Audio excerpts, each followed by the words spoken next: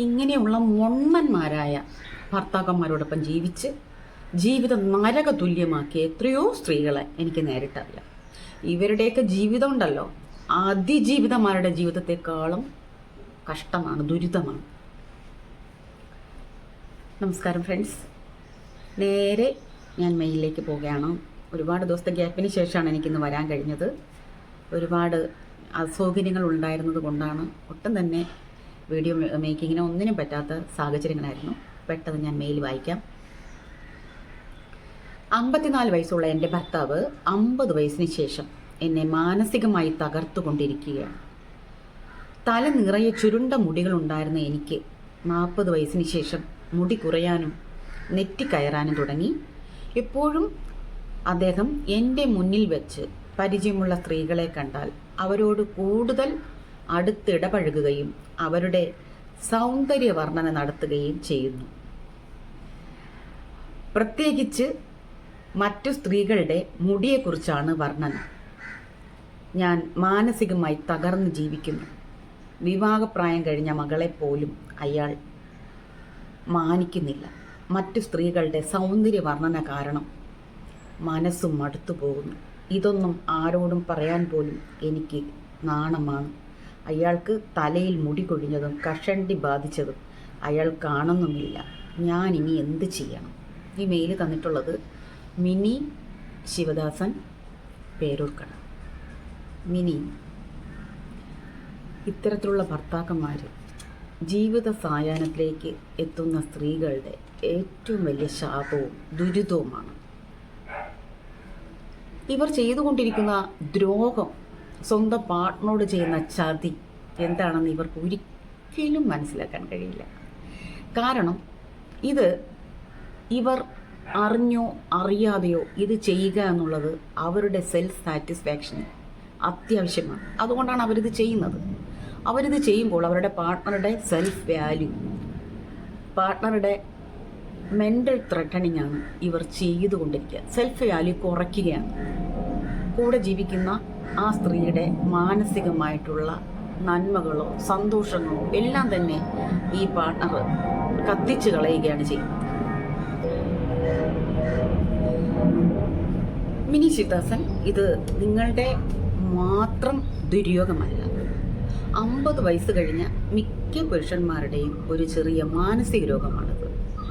അതായത് സ്വന്തം പാർട്ട്ണറെ വെച്ചിട്ട് മറ്റ് സ്ത്രീകളുമായിട്ട് താരതമ്യം ചെയ്യുക, ലോകത്തിലുള്ള മറ്റ് പുരുഷന്മാരുടെ ഭാര്യമാരെ വൈകാരികമായി സുഖിപ്പിക്കുക.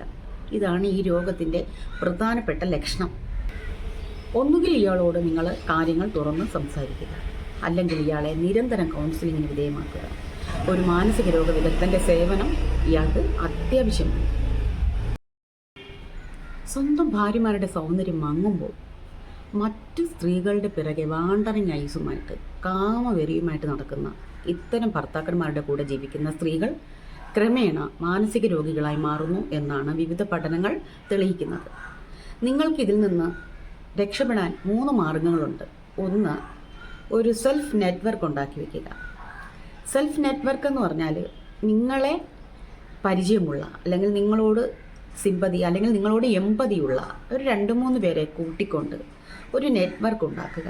നിങ്ങളുടെ വിഷയങ്ങൾ, നിങ്ങളുടെ വിഷമങ്ങൾ നിങ്ങൾ അവരോട് ഷെയർ ചെയ്യുക.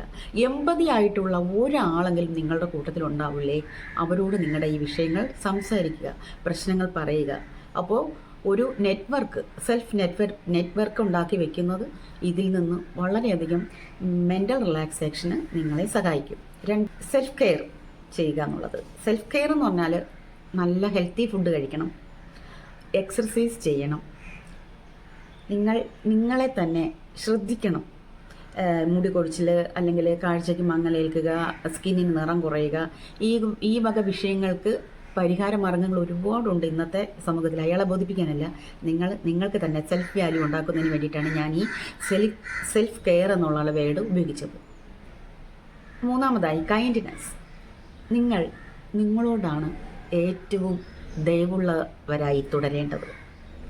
നിങ്ങളുടെ ഹസ്ബൻഡ് മറ്റൊരു വ്യക്തിയാണ്. അയാളുടെ സന്തോഷങ്ങൾക്ക് പ്രാധാന്യം കൊടുക്കുന്നത് കൊണ്ടാണല്ലോ നിങ്ങളെ മാനിക്കാതെ മറ്റ് സ്ത്രീകളുടെ വർണ്ണന നിങ്ങൾ കേൾക്കെ തന്നെ നടത്തുന്നത്. അപ്പോൾ നിങ്ങൾ എന്താണ് ചെയ്യേണ്ടത്? ചെറിയ ചെറിയ വിങ്സ് കണ്ടെത്തുക. നിങ്ങൾക്കിഷ്ടമുള്ള കാര്യങ്ങളിൽ വ്യാപൃതരാകാൻ ശ്രമിക്കുക. എപ്പോഴും ഇയാളെക്കുറിച്ച് ചിന്തിച്ചുകൊണ്ടിരിക്കാതെ, അല്ലെങ്കിൽ ഇയാൾ പറയുന്ന കാര്യങ്ങളെ ഓർത്ത് നിങ്ങൾ നിങ്ങളുടെ തന്നെ വാല്യൂ കുറച്ച് കാണാതെ നിങ്ങൾ എന്താ ചെയ്യേണ്ടത്? നിങ്ങളോട് തന്നെ കൈൻഡ്നെസ് ഉള്ളവരായിട്ടിരിക്കുക. നിങ്ങൾക്ക് വിങ്സ് ഉണ്ടാവും. നിങ്ങൾക്ക് ചെറിയ ചെറിയ വിങ്സ് നിങ്ങൾ കണ്ടെത്തണം. സന്തോഷകരമായ സാഹചര്യങ്ങളെ സ്വയം സൃഷ്ടിക്കണം. അതിൽ തന്നെ നിൽക്കാൻ ശ്രമിക്കണം. പിന്നെ ഇതിലൊന്നും കൊണ്ട് തന്നെ നിങ്ങൾക്ക് സംതൃപ്തമാകാൻ കഴിഞ്ഞില്ലെങ്കിൽ മറ്റൊരു മറുമരുന്നുണ്ട്. എന്താണെന്നറിയാമോ? ഈ മനുഷ്യൻ കാണെ തന്നെ, നിങ്ങളുടെ ഹസ്ബൻഡ് കാണെ തന്നെ നിങ്ങൾക്ക് പരിചയമുള്ള മറ്റ് ആളുകളെ, പുരുഷന്മാരെ കുറിച്ച് നിങ്ങൾ വർണ്ണിക്കുക. ഇയാൾക്ക് കഷണ്ടി കയറിയെന്നും, ഇയാൾക്ക് കൊടവണ്ടി അല്ലെ വയറ് വലുതായി തുടങ്ങിയെന്നും, ഇയാളുടെ തലമുടി കൊഴിഞ്ഞു തുടങ്ങിയെന്നും, ഇയാളുടെ കണ്ണിൻ്റെ ഭംഗി കുറഞ്ഞുവെന്നും, ഇയാൾ വയസ്സായി തുടങ്ങിയെന്നൊക്കെ അയാളെയും ബോധിപ്പിക്കാൻ ശ്രമിക്കുക. ഇത് മരുന്നിന് മറ്റൊരു മറുമരുന്നായിട്ടാണ് ഇത് അവസാന വഴിയിലാണ് നിങ്ങൾ ഈ ശ്രമം ചെയ്യേണ്ടത്. കാരണം വെച്ചാൽ നിങ്ങൾ അനുഭവിക്കുന്ന ഒരു മാനസിക വിഷമം എന്താണെന്ന് നിങ്ങൾക്കറിയാമല്ലോ. തിരിച്ച് അയാൾക്കും ഇതേ പണി തിരിച്ചു കൊടുത്തെങ്കിൽ മാത്രമേ ചില ആളുകൾ ഇതുകൊണ്ട് പാഠം പഠിച്ച് ശരിയാവുള്ളൂ. അപ്പോൾ എല്ലാവിധ ആശംസകളും ഞാൻ നേരുകയാണ്. നിങ്ങളുടെ ജീവിതം മികച്ചതാക്കാൻ നിങ്ങൾക്ക് മാത്രമേ കഴിയുള്ളൂ. നിങ്ങളുടെ സന്തോഷം നിങ്ങൾക്ക് മാത്രമേ കണ്ടെത്താൻ കഴിയുള്ളൂ. മിനി ശിവദാസൻ ഇമെയിൽ അയച്ചതിന് ഒരുപാട് സന്തോഷം. എൻ്റെ മറുപടി നിങ്ങൾ ഉദ്ദേശിച്ച രീതിയിലാണെങ്കിൽ തീർച്ചയായിട്ടും കമൻറ്റ് ചെയ്യുക.